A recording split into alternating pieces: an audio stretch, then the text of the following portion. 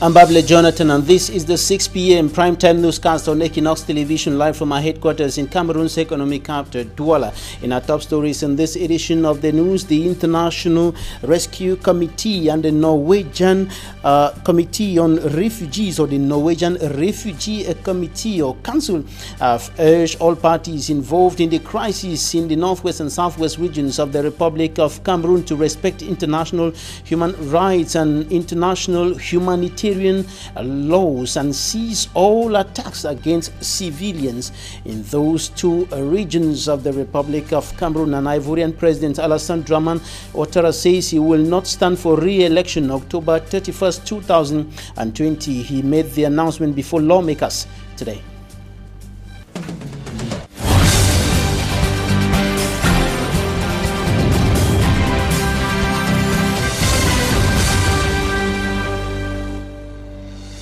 The International Rescue Committee and the Norwegian Refugee Council are calling on the parties involved in the 3-year-long socio-political and security crisis in Anglophone Cameroon to respect international human rights and humanitarian laws and put an end to all attacks against civilians in those two parts of the country. Killings, destruction of properties and other atrocities have continued in the northwest and southwest regions of the country for close to 3 years today. Smanjikan Gabriel reports. February has been described as the bloodiest month in 2020, with the crisis in the two English-speaking regions still ongoing. This is so as 3 different bloody attacks occurred within a period of 2 weeks. Ngabu on the 14th of February, Mendankwe on February 25th, and 3 days later, Small Babanki. The unfortunate events that occurred till date is still a tug of war concerning the number of persons killed.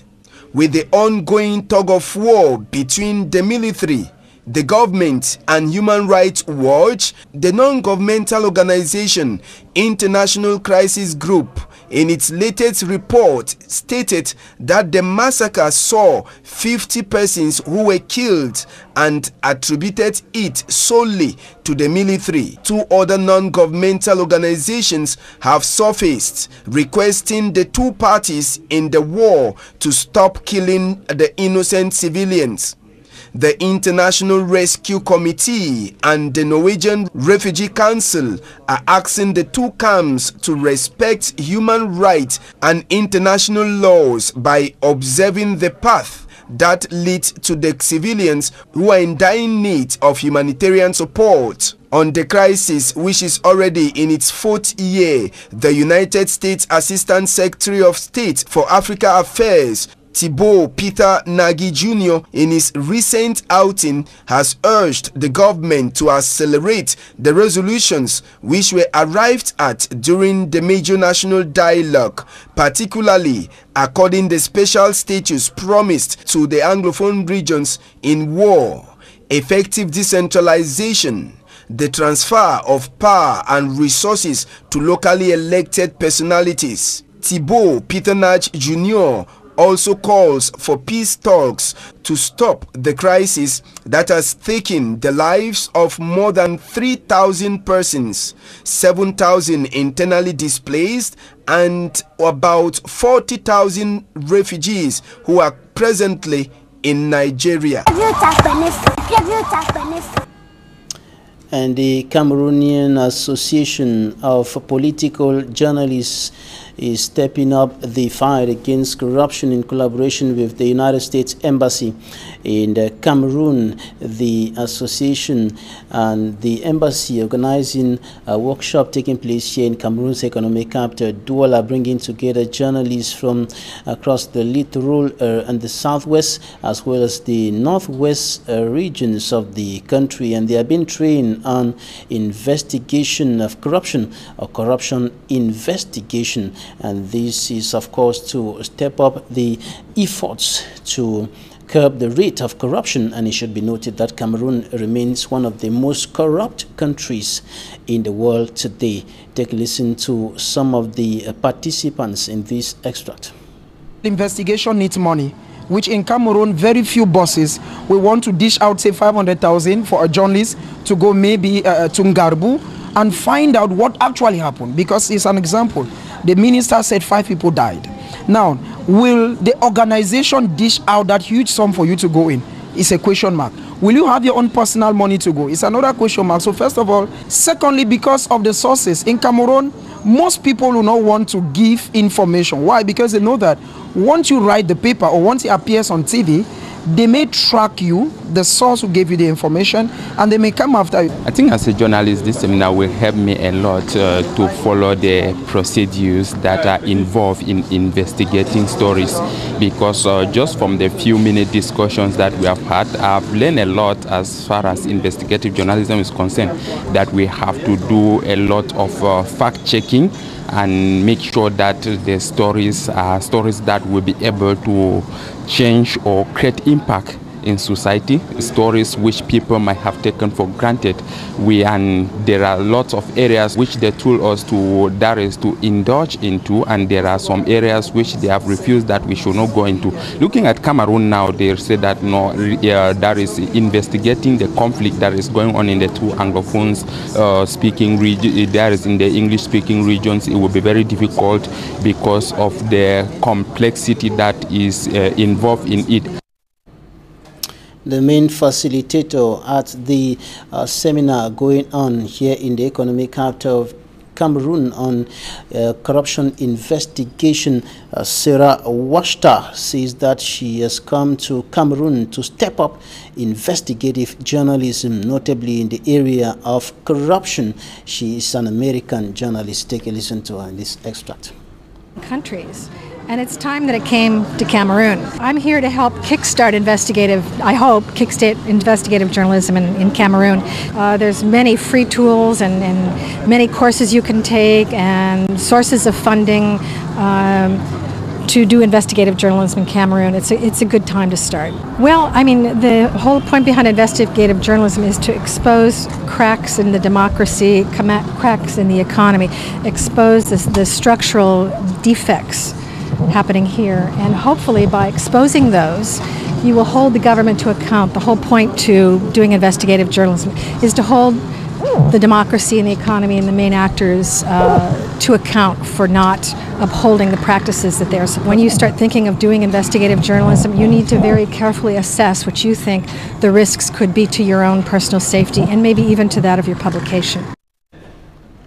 The governor of the littoral region of Cameroon and his collaborators are stepping up efforts to improve on the image of the country's economic capital. It is going to be one of the towns that will be hosting encounters, players, team officials, supporters, and all other persons who will be coming into the country during the 2020 African Nations Championship. The governor went through some parts of the town today, ensuring the effectiveness of an operation he launched known as Operation Keep Douala Clean, and in some parts of the town he had to meet with a resistance from commercial or business persons who are doing business at unauthorized places. The fight against urban disorder remains a major problem in the town of Douala. Urban disorder is a major problem that has become more or less a difficult nut, not too difficult to crack for public authorities. Immaculate Fogwe. Urban disorder is what Governor Samuel Judeneva Dubois is trying to kick out from the city of Douala. Tomatoes spilled out, tables destroyed, with traders asked to leave the area by council workers. We are in Mapanda Granganga in the Douala 4 municipality. Angry traders expressed their distress with regards to the destruction incurred. This is suffering. We run work from Bamenda to come here, but they are driving us to go, so we don't know where to go. So we are pleading for the government to show us the place that we can go. Look at the child that I'm carrying. I'm suffering with the child. I'm suffering with the child. I will feed this child with what? They want me to go and stand on the street and be making prostitute too. Because if I'm doing the border work, they'll come and carry me and go and lock me off for nothing. So we are begging the government or his whoever that he should show us where to go. This is Marché Granga. With the aid of a spade and a pair of hand gloves, Governor Samuel Judeneva Dibois gives a helping hand so as to reinforce their fight to keep Douala clean. A weekly routine carried out on Thursdays. So we are determined to work so that this Douala has to be a clean town. You know, they used to say somewhere that cleanliness is near to godliness. We have to do it. There's no choice. Cholera is around and we have to work so that those diseases have to go away from the littoral region as a whole and in Douala in particular. According to the governor, severe sanctions await defaulters. We have to clean houses, we have to clean markets, we have to clean roads, and we are doing it. But some people are not following. But I'm saying that the man who don't want to be clean, just tell me who is living. I'll come in his house and make what I have to do without asking him anything. The governor moved through some parts of the city of Douala to supervise Operation Keep Douala Clean. During his visit in the Douala 5, Douala 2 and Douala 4 subdivisions, he offered some working tools to the population so as to ease work.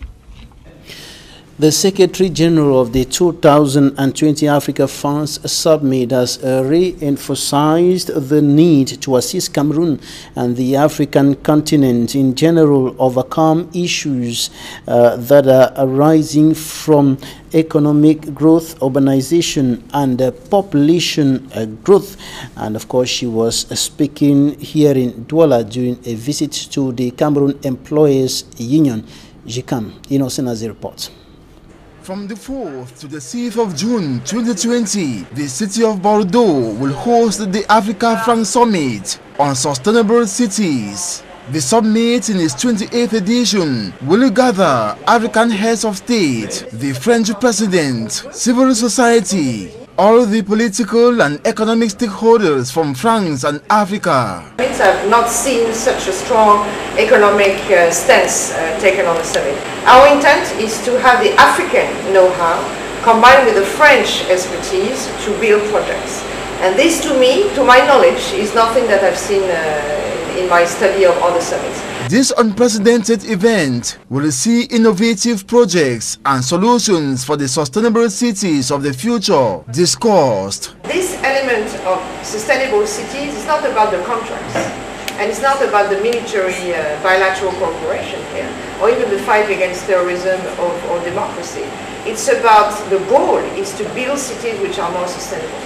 Africa, over the last 10 years and with the 10-20 years to come, is facing and will face a tremendous urbanization trend. We're talking about doubling the number of people living in cities from now till 2030. According to the Secretary General of the 2020 Africa France Summit, the upcoming event aims to celebrate the tangible actions carried out by African and French stakeholders in their cities and regions. It's splendid, and as long as people keep on coming, we find that they remain relevant. As Africa's economy and population grow, the issues that arise as a result of urbanization, which should be sustainable, are becoming increasingly urgent. The Secretary General affirms her country's readiness to accompany Cameroon and other African countries in the sustainable development of cities. To her, the summit will be the one of concrete achievements. L'objectif final, c'est la création d'emplois en Afrique avec des acteurs français qui vont être des acteurs. This summit, with main theme Sustainable Cities and Territories, will also allow for discussion sports. Parler du sport, c'est bien. Faire du sport et en faire un événement de joie. It will see how hidden talents in Africa could be exploited and integrated with football federations and foreign clubs. Il faudrait que les fédérations de tous les sports en Afrique soient encore plus.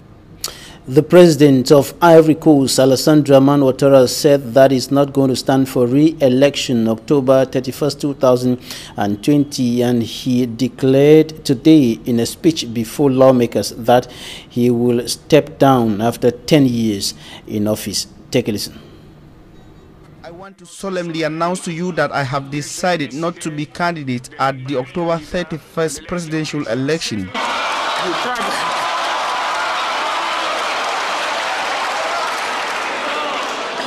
L'élection présidentielle du 31 octobre 2020 et de transférer le pouvoir and to transfer power to a young generation.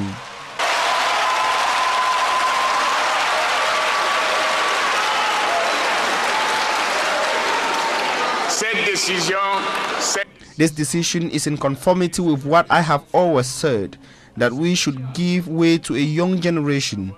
We have to trust the young generation.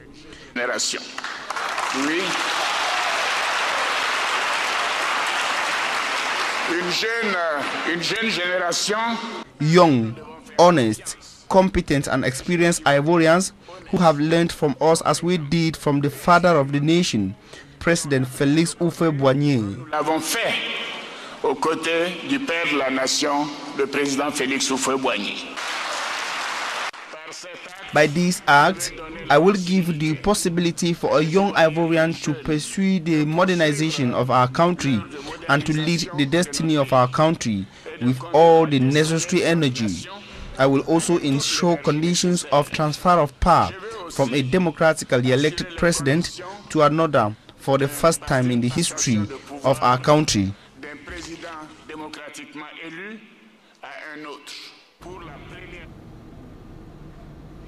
And that declaration by the president of Ivory Coast, Alassane Dramane Ouattara, puts an end to speculations on his political future ahead of an election that is seen as a crucial test of stability for that country. Talking Point is up next.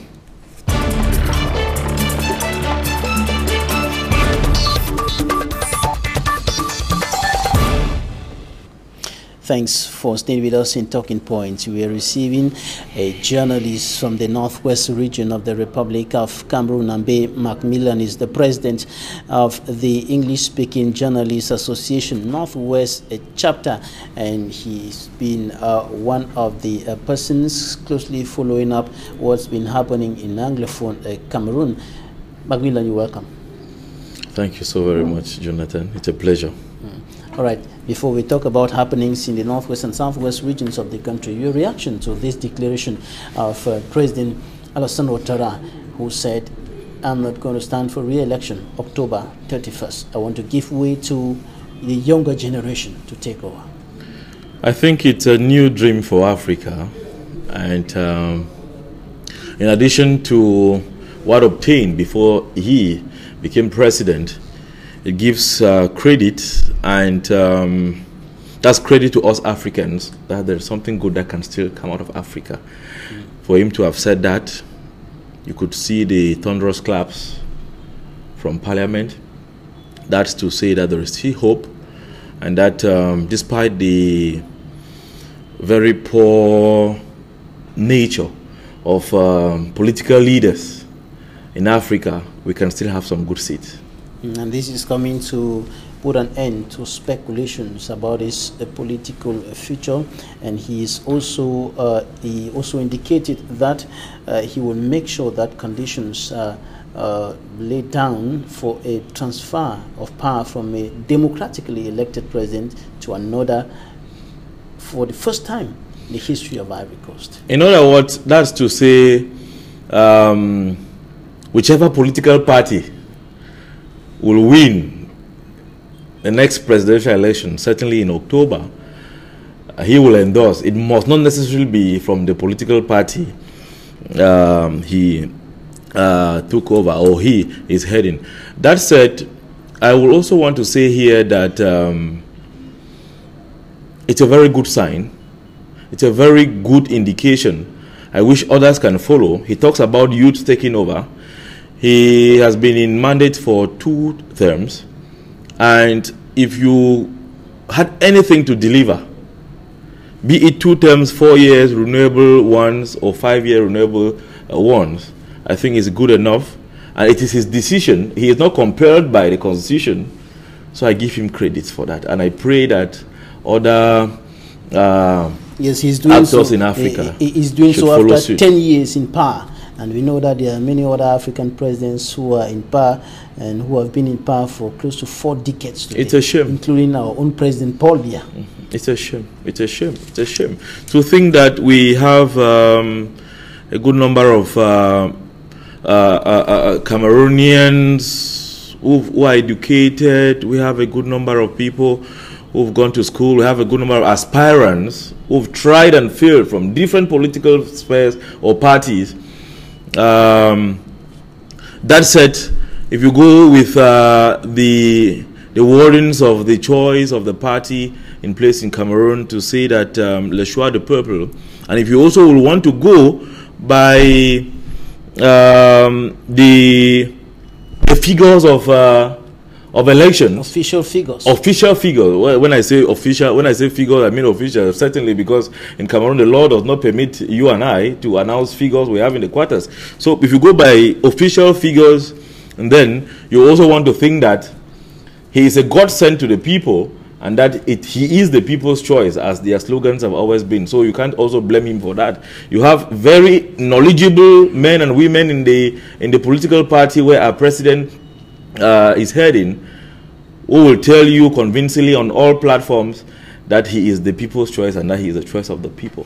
Even though that choice has a lot of question marks hanging on it. And experts, some analysts, political analysts and scientists have said that the fact that some heads of states have stayed in power for too long, the fact that some people have been in positions of responsibility for too long is a factor that is promoting the high rate of corruption in many African countries, including Cameroon today, which is one of the most corrupt nations. And you're discussing this issue of corruption, the investigation of corruption, at a workshop organized by the Cameroon Association of Political Journalists in collaboration with the U.S. Embassy today. What's your take on this problem of corruption in Cameroon today? Yes, I will say you are very true with that. Reasons being that Permit me quote, for example, the latest publication of CONAC alleging or proving by their own statistics that 9-point-something billion is missing from Limbe City Council. You want to believe that it takes a regime that has been in power for too long for an official, if at all true, to have embezzled such an amount. Going through this training today, we have discovered a lot of loopholes that will permit government officials, particularly in Cameroon, to have the coffers of the treasury looted and go away with it. We've also had, this is not the first report we're having from CONAC, where a good number of state institutions or state personalities are being questioned for a good number of millions or billions in their keeping. This is to say that it dragged for too long, and they had all the time to do what they did. The amount, when you hear, is very disturbing. And the corruption, Kankarom, seems to be gaining grounds over the years, causing a lot of problems to the functioning of the state, the economic development of the country, and many other issues. Is it easy to investigate corruption in Cameroon today as a journalist? It's very difficult. When you look at the indicators, when you look at the tools needed to investigate corruption in Cameroon, it's very difficult, and the journalist, from what we've learned today, will find him or herself in very big problems for that to actually happen.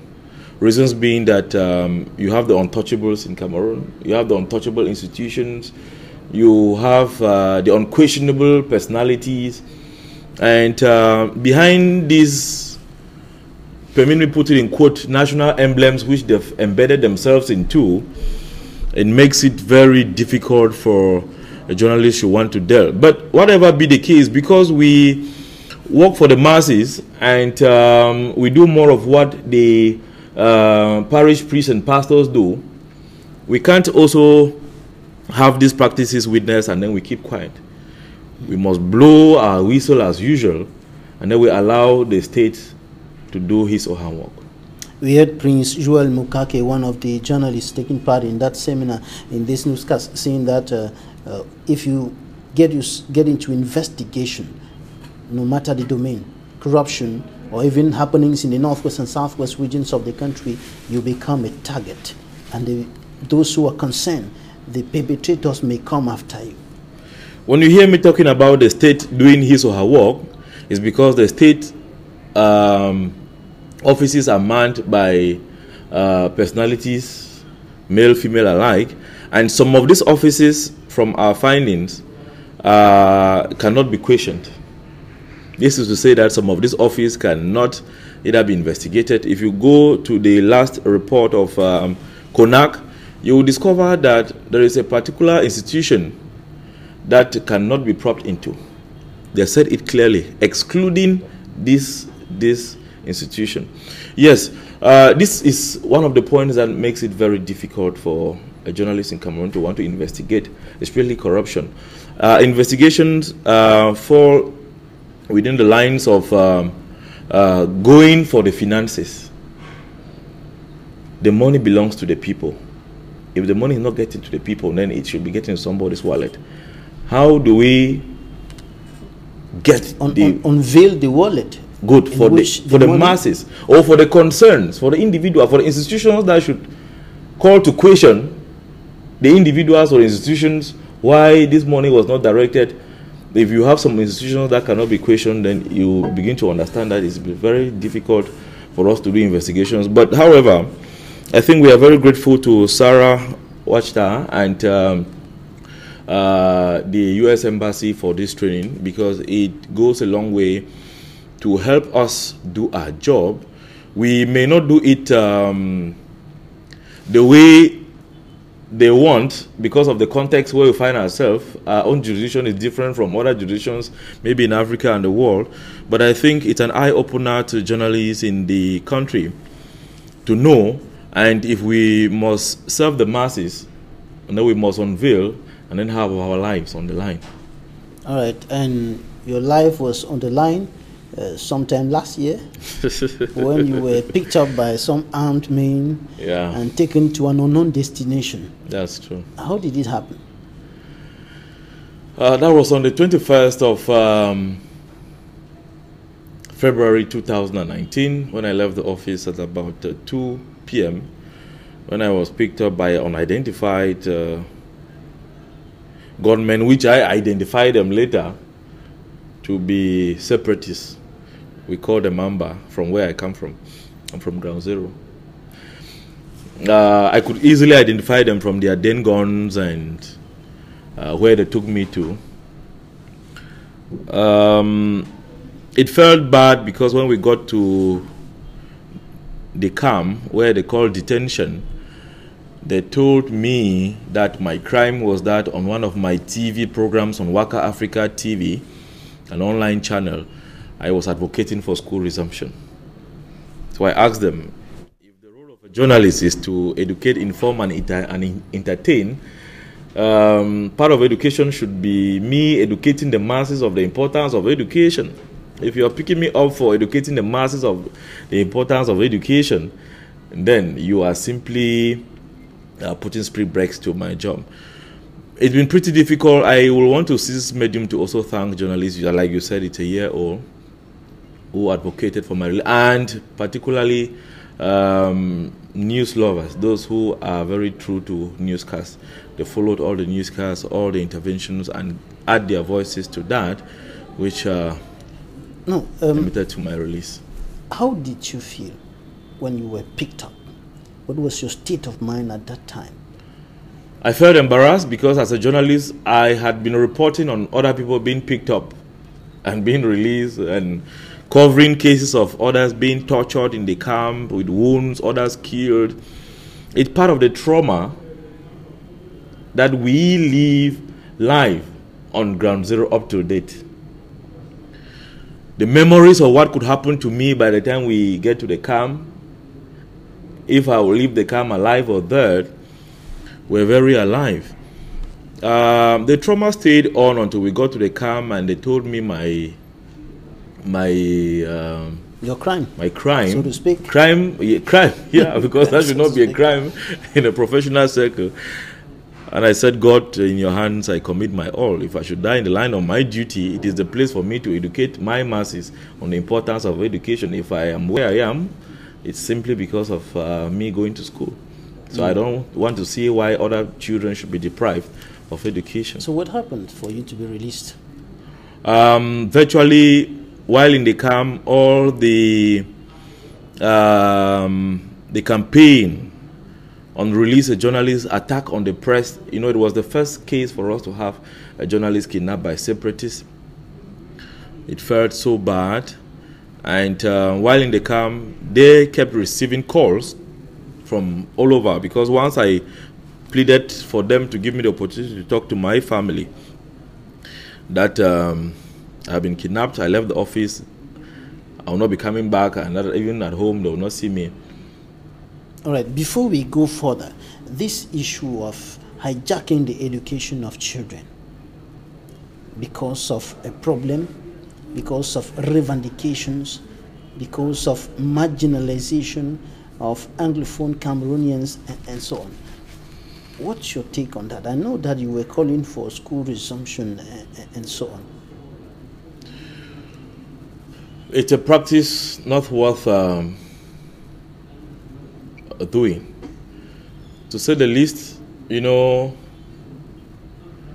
education remains a very strong tool to advocate for, even in the worst of crisis. This is to say, you know, the reasons we, when I say we, I mean the Anglophones, fight for, which had to do with marginalization and all the like, assimilation and so on, will worsen if we don't have students or children go to school. Most often than not, you will want to believe with me that in situations where 3 students should write a concours, and if we should go by merit and not by regional balance, unfortunately, if Anglophone should be picked or selected, we will cry marginalization. But we turn a blind eye to competence. Competence, too, is a very important factor for any person who wants a competent worker.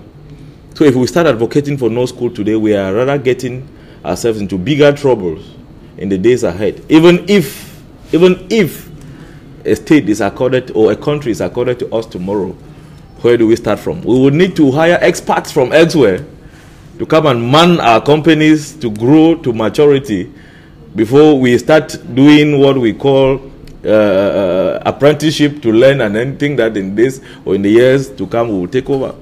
You don't deprive people from education for any reason. Neither do you stop doctors and nurses from going to doing their job, or pastors. I'll keep advocating for that. There are no-go areas in wars and crisis. In a nutshell, children should go to school. All the other officials and, you know, workers, doctors and so on should be allowed to do their work.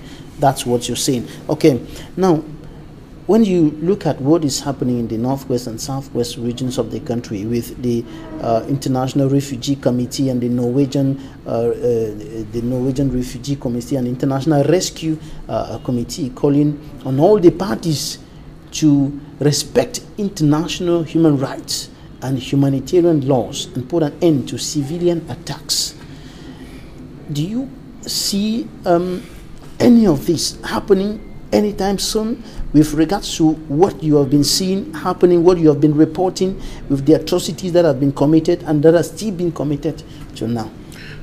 Before I answer to your question, permit me to also say here that for children to go to school, for nurses and doctors to be at work, for clergymen and other very sensitive areas, markets not to be attacked, you know, both sides must do their homework. it does not just suffice to send a message to separatists to want to stay off. I think we have two parties concerned, and we have international treaties that these parties must respect. Now, to answer your question, it's a pretty difficult situation we are facing in the Northwest region. While in the workshop, we could hear our colleagues from other regions, Littoral, and particularly Littoral, saying that we look healthier, though in a crisis area. And Yaoundé, we laughed over it. In Bamenda, I think it should be the same in the Southwest. Those of us who are on the ground, we live our lives as if today was the last day. That's to say, if we are to eat, let's eat well, because we are not sure of the next minute. If I'm a journalist, I'm telling you that total uncertainty. Then you can imagine what the common man on the street should be feeling. Leaving the house does not guarantee that you'll be getting back. Just an argument.